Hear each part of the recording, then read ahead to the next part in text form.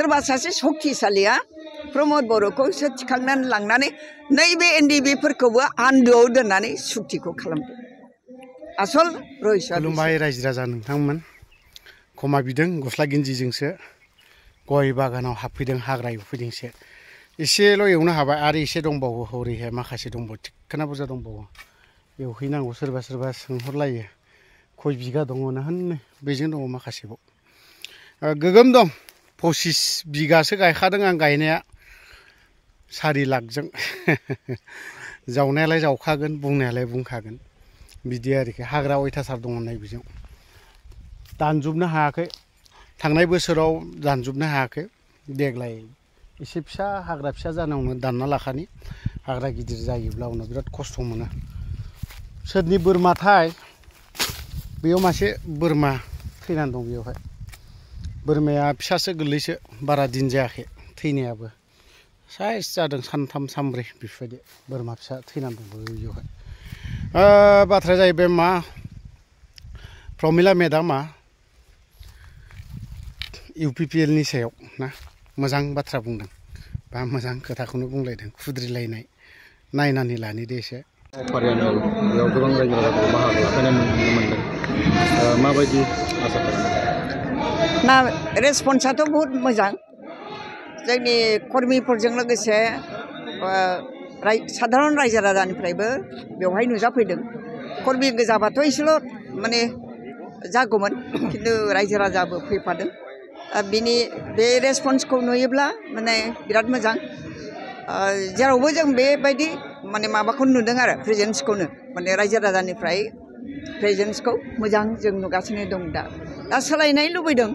बेखौनो जोङो बुजिनो हायो आरोखि UPPLआ दा सरकार सालायदों रायजो राजा आसा खालामदोंमोन जे सोलायनाय सरकार फैयोबा जों माबा मोनसे मोजां साबसिन जों मोननो हागोन आरो जिहेतु बिसोरो प्रसार खालामदोंमोनबो फोसावदोंमोनबो जे घरे घरे साख्रि मोनगोन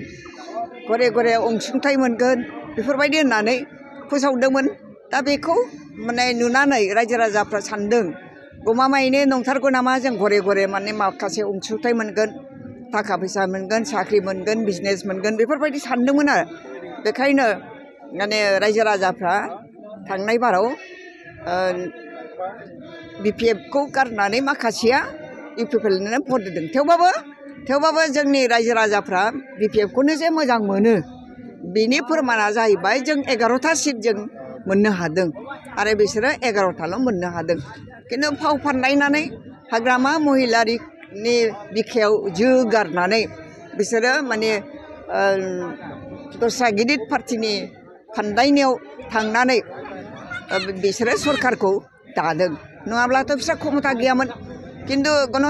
गणतन्त्र देशआव जाय मेजरिटि मोनो बेखौसो लेंहरनानै सरकार बानायनायनि खाबुखौ होनांगौ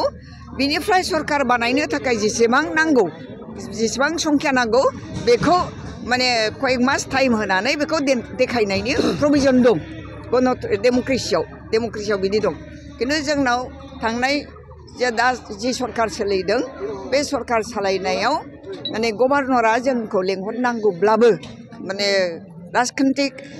चक्रान्तआव गोग्लैनानै जोंखौ खोख्लैनानै जोंखौ लेंहराखिसै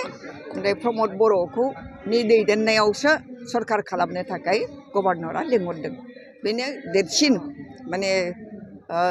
रायजो राजाखौ आरो BPFखौ थगायनायनि सरकार दानायनि बे फाव फान्दायनाय एकदम 100% बियो जों देरहागोन खारन रायजोफोरनि खुगा बे बाग्लायगासिनो दंना रायजोफ्रानो बुंगासिनो दंना जों मा बुंदों बिनि बांसिन रायजो राजाफ्रा आसा खालामगासिनो दङ जे 15 बोसोराव हाग्रामाया जेबायदि खामानि मावदोंमोन बेखौ बिथांमोनहा नुबोखादों नालाय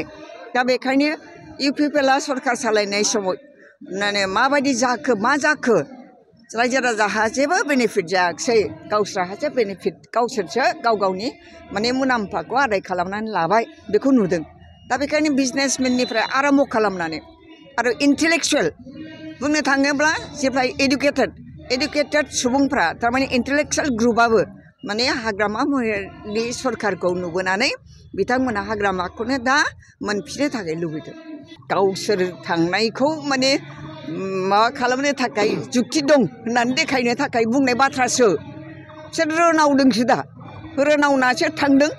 बिसोरो 15 बोसोर 17 बोसोर हाग्रामानि सरकार सालायनायाव थानानै सक्तिशाली भाबै सोरबा मन्थ्रि जाबाय सोरबा डिपुटि चिफ जाबाय बिसोरो माने दा मोनजायैयाव खाराव खासाव जादों आरो खालाव खासाव जादों खालाव खासाव जानायखायसो थांदों दा बिसोरो मा ओंथि दं थांनायनि हाग्रामाखौ गारनानै जाय हाग्रामाया बिसोरजों आखाइ हमलायलायनानै सरकारखौ सालायदोंमोन एथ' सुंदर सालायदोंमोन बिसोरो दिनै हाग्रामाखौ जोगारनानै थांनायनि ओंथिया मा बिसोर माने मोनजायैयाव खालाव खासाव जादों खालाव खासाव जानानैसो बिसोर दा थांदों बिथांमोननि थांनायाव जेबो खहा जाया ना खहा जाया रायजो राजानि भाषा बियो जेबो खहा जाया जेबो सिन्था दाखालाम होननानै बुङो जोंखौसो बुजायो होमबा हारसा बर' बुंदों जे बिसोर थांनायाव नंगौना नङा दे खाम्बा ज'आ दामाने एख' खथि नायवा नय हे जाव बायदौ होननानैसो बुङो हारसाफ्राबो होमबा जा खुथि जाया बयबो नुखानाय ना सोर माबायदि लिडारा दिनै BPFखौ जोगारनानै थांदों रायजो राजा नुखाजोबनाय गतिके बेखौ लानानै जों जेबो सिन्था जायाखै बे खोथाया जुक्ति गैया हाग्रामा महिलारिया माने सुक्ति खालामनाया जों एबसुनि आन्दलन आरो BLTनि आन्दलनजों जानाय बे सोमावसारनाय समाव बे जोंनि नर्थ इस्टआ असान्त जानायखाय माने दिल्ली सरकारा जों माने हाग्रामा महिलारिजों आल'सना बिल'सना खालामनानै सुक्तिखौ खालामदों खिन्थु मोनसे पक्षआ मोनसे सेक्सना हाग्रायाव थाबोदों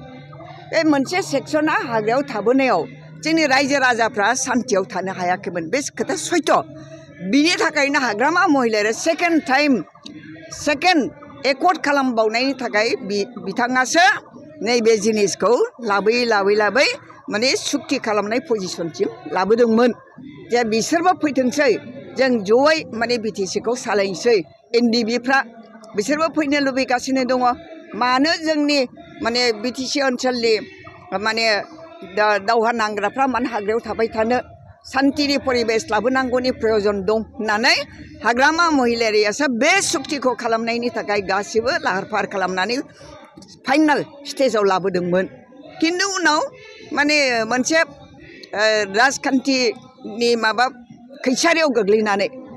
गोग्लैनानै हाग्रामाखौ एकदम जोगारनानै प्रमद बर'आ माने एबसुखौ लानानै एबसु कर्मिखौ लानानै फोथाराव आन्दलन खालामनाय देखायोमोन नालाय PSO लालायलायनानै पुलिस लालायलायनानै दा बेखौ नुनानै माने प्रमद बर'खौ थिखांनानै लांदों आरोखि नङाबा हाग्रामानिसोमोन बे पलिसिया हाग्रामानि नंगौ बिसोरखौ हाग्रायाव दोनबाय थाबोयोबा NDBफोरखौ हाग्रायाव दोनबाय थायोबा बे ओनसोलाव सान्ति सम्प्रितिया माने माब्लाबाबो फैनाय नङा बेखौ साननानै सिन्था खालामनाय आसल बेक्तिया जाहैबाय हाग्रामा महिलारि खिन्थु फोथाय खेबस' खालामनानै प्रमद बर'खौसो थिखांनानै सोरबा सासे सक्तिशालिया प्रमद बर'खौसो थिखांनानै लांनानै नैबे NDBफोरखौबो आन्दोआव दोननानै सुक्तिखौ खालामदों आसल रहस्यआ बिसो